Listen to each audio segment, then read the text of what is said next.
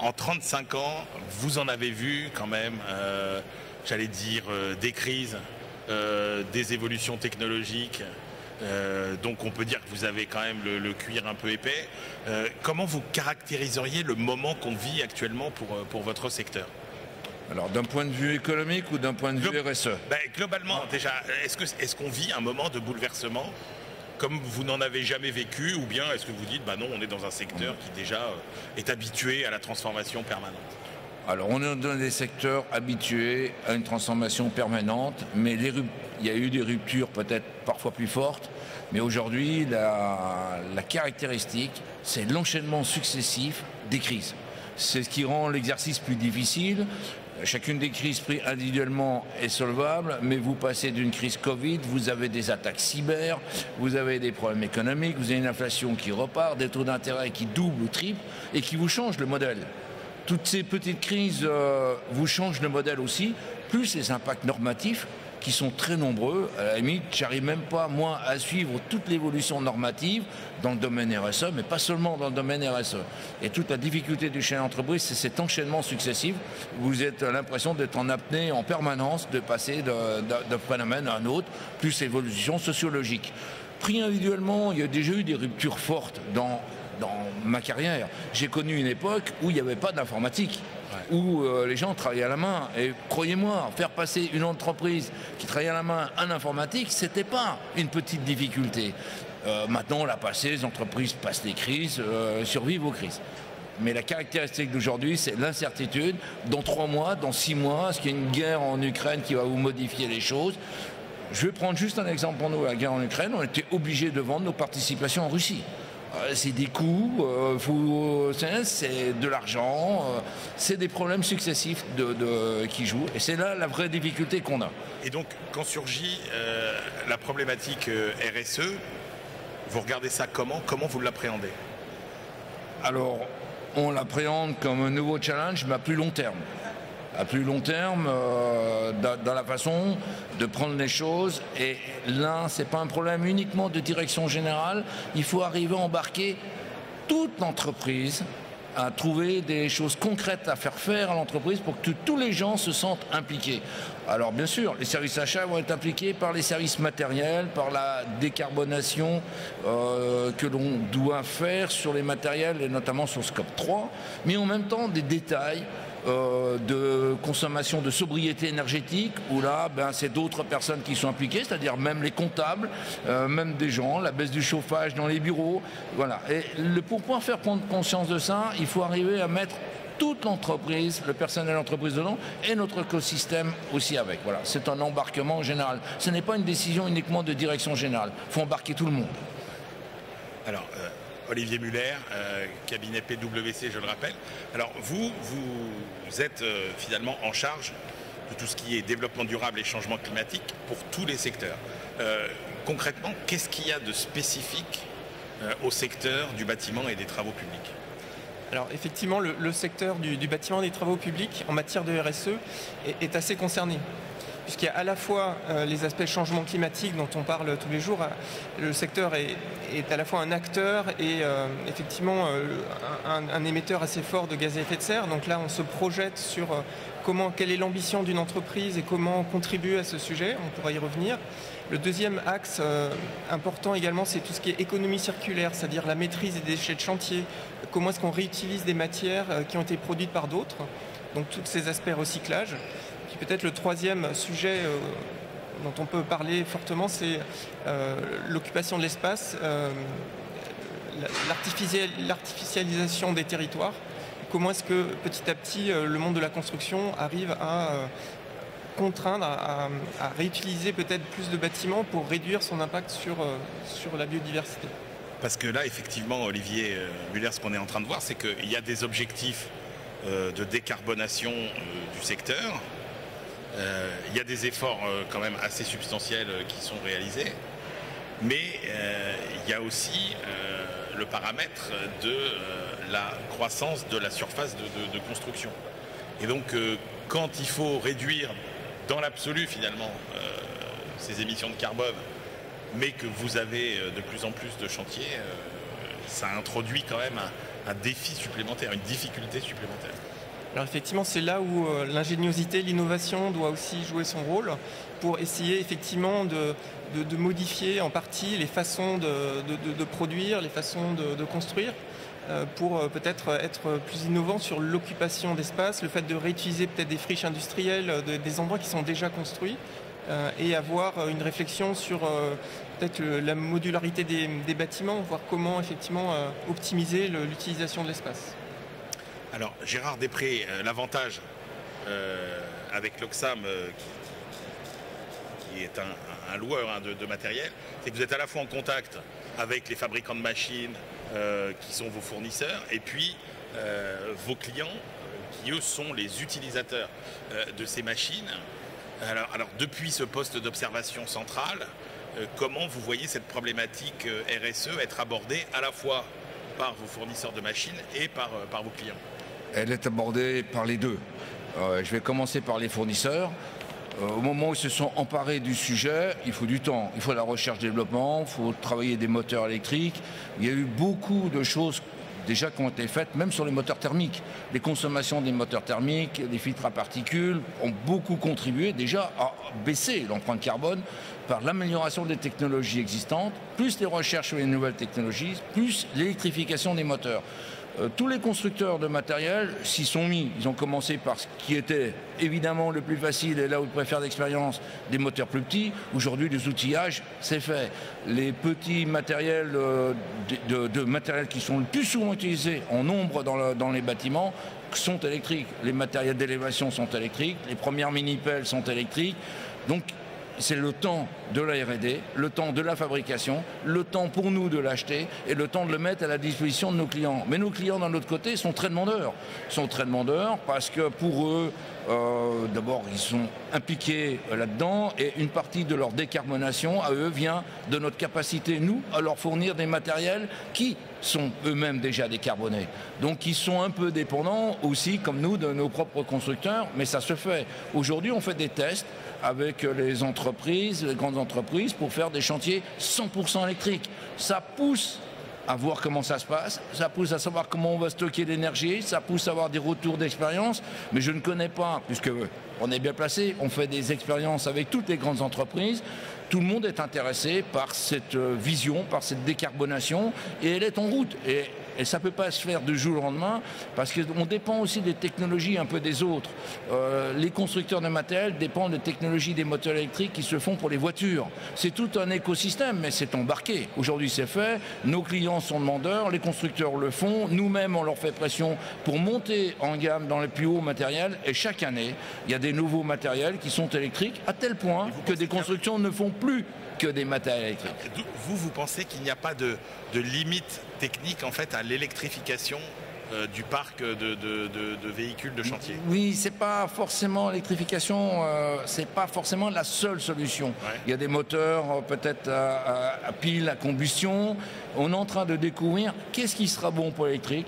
Qu'est-ce qui pourra et devra rester, parce qu'il faut rester aussi dans une composante économique, avec des moteurs thermiques plus gros mais mieux traités, et puis d'autres avec d'autres technologies. Or, on s'aperçoit que l'hydrogène va correspondre mieux à certains types de matériel, que l'électrique correspondra mieux à d'autres types de matériel.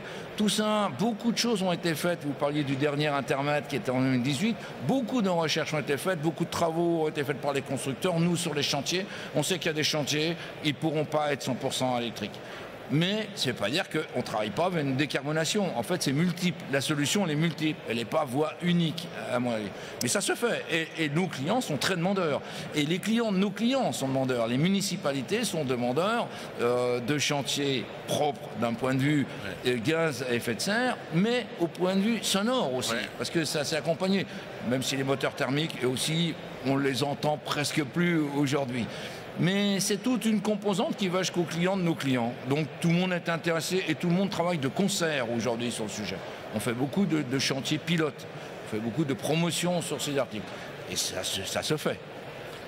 Olivier Muller, est-ce que vous considérez que ce secteur du BTP qui finalement a connu une évolution assez faible par rapport à d'autres secteurs de ces méthodes de production, une évolution assez faible, de sa productivité est en train de vivre une révolution comme on n'en a pas connu peut-être depuis un siècle. Alors déjà peut-être rappelons que globalement en fait on est toujours à la poursuite de la bonne trajectoire en matière de gaz à effet de serre par exemple. Collectivement on cherche toujours la bonne trajectoire, on n'y est pas encore. Donc on a tous, et notamment le secteur de la construction du bâtiment, à trouver cet optimum. Donc on n'y est pas encore. Mais effectivement, il y a des tendances. Je pense que le secteur a été innovant, notamment en matière de fourniture d'informations. Parce qu'effectivement, on ne gère bien que ce qu'on mesure, que ce qu'on connaît vraiment. Et en la matière, la fourniture d'informations sur, voilà, au niveau d'un produit, quel est l'impact finalement au niveau de la production, de l'utilisation. Le secteur a été innovant et continue à l'être pour que ce type d'information percole finalement sur toute la chaîne de valeur, jusqu'à l'utilisateur final. Et ça, je pense que c'est une direction à continuer pour pouvoir bien informer le client final. Ça vous dites que la data, en fait, aujourd'hui, et la profusion de data et la multiplication des data est un facteur aujourd'hui qui va dans le sens de cette décarbonation. En fait, c'est un moyen. En fait, effectivement, je pense qu'effectivement, d'une façon générale, plus on aura l'information précise au niveau d'un chantier ou au niveau d'une décision d'achat, plus on ira effectivement dans la bonne direction parce qu'on saura effectivement faire le choix éclairé. Vous avez dit tout à l'heure quelque chose qui m'a interpellé, quand vous parliez des trajectoires et de l'évolution par rapport aux trajectoires. Moi, ce qui me frappe quand on parle de décarbonation, c'est qu'on a toujours tendance à tracer des trajectoires assez linéaires. Or, on se dit, mais finalement, cette route, ce chemin vers la décarbonation, on voit bien qu'il va être extrêmement accidenté, marqué par des phases de stagnation, des phases de rupture, de gain d'efficacité peut-être plus rapide. Comment vous l'imaginez, vous, cette trajectoire ?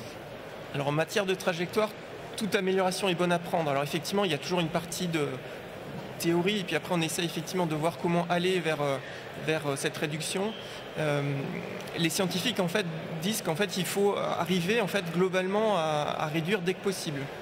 Donc voilà, donc ça c'est l'objectif. Alors après effectivement ça se fait par rupture technologique parfois, mais aussi par commande et puis finalement par le pilotage par la demande en fait, qu'on ait besoin de moins en moins de matériel qui soit très impactant sur l'environnement.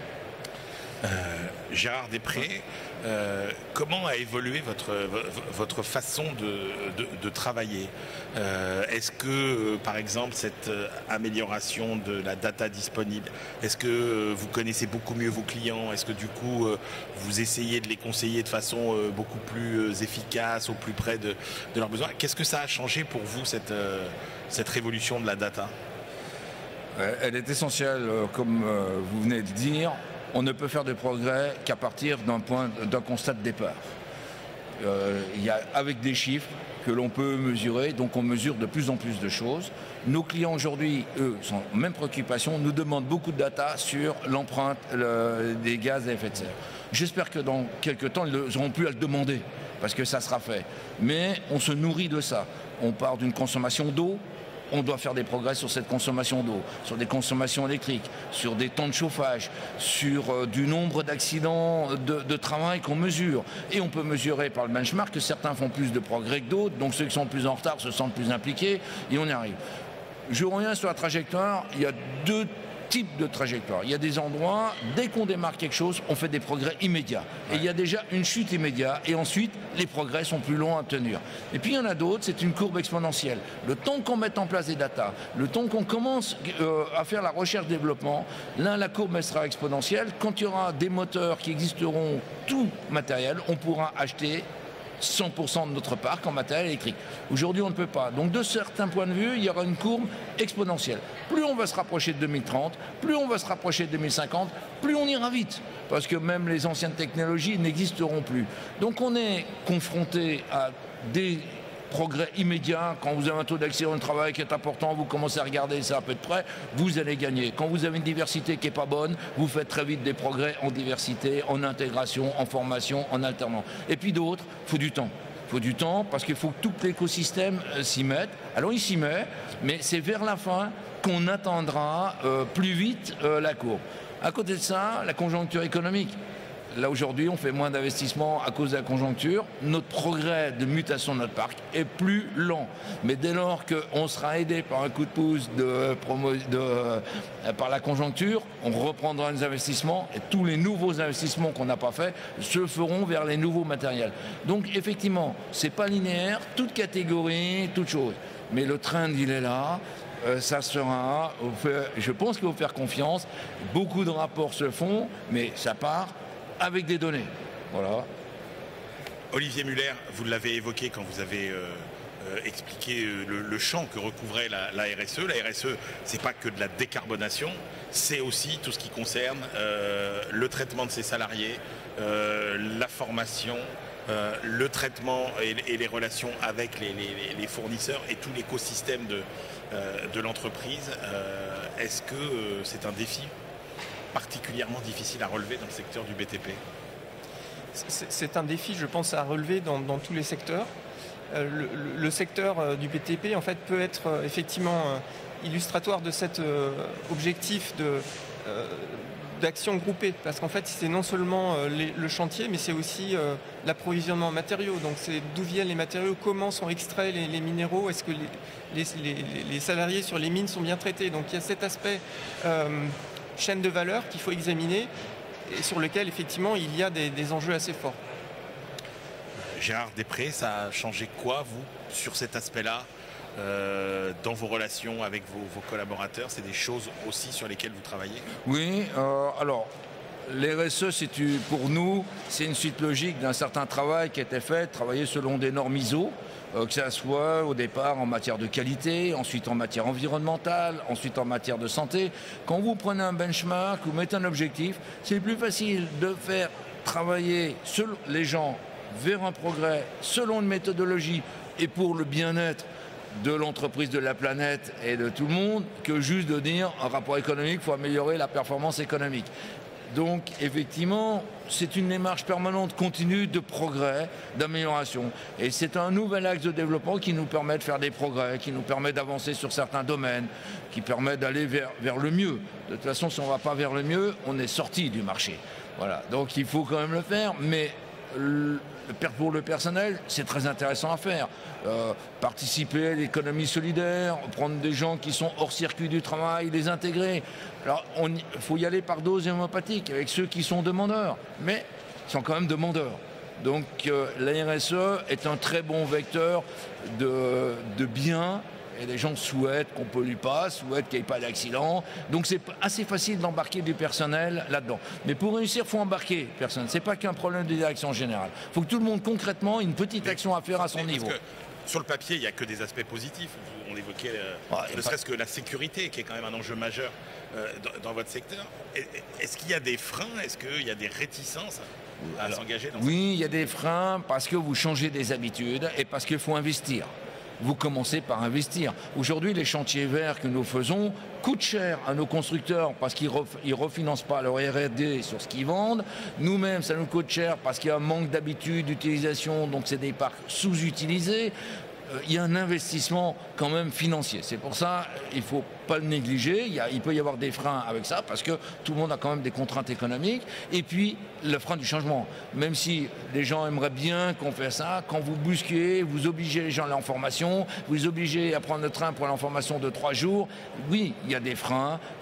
Comme tous les changements qui sont à opérer. Les gens préfèrent vivre dans leur confort. Alors, entre l'intérêt intellectuel de le faire et la phase pratique, eh bien, vous avez ce qui se produit toujours. Là, on n'imagine plus une entreprise d'aujourd'hui sans informatique. Moi, j'ai connu, il n'y en avait pas du tout. J'ai vu des gens pleurer quand on leur disait on va vous mettre un ordinateur.